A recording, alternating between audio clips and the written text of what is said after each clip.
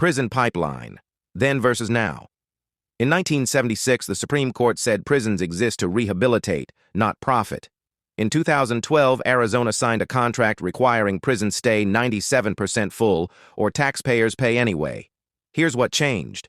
The Supreme Court ruled in Estelle versus Gamble that the Eighth Amendment requires prisons to provide adequate medical care and humane conditions. The purpose of incarceration is rehabilitation and public safety, not punishment or profit. The message was clear. Prisons are a public responsibility. The goal is to reform offenders and return them to society as productive citizens. Fast forward to the 1980s. Private prison companies emerged. Corrections Corporation of America, now CoreCivic, was founded in 1983. The pitch was simple.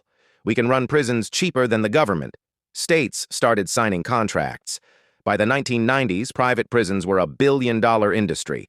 But the contracts included a clause the public didn't see, occupancy guarantees. Arizona signed a contract with Management and Training Corporation to operate a private prison. The contract required 97% occupancy.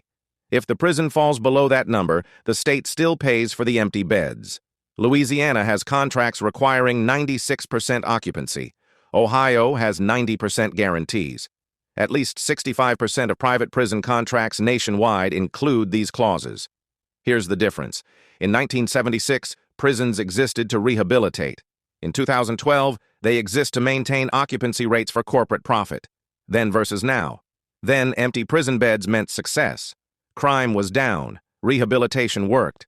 Now empty beds mean lost revenue. Private prison companies lobby for harsher sentencing laws to maintain occupancy. Between 2008 and 2014, they spent over $10 million lobbying for policies that increase incarceration.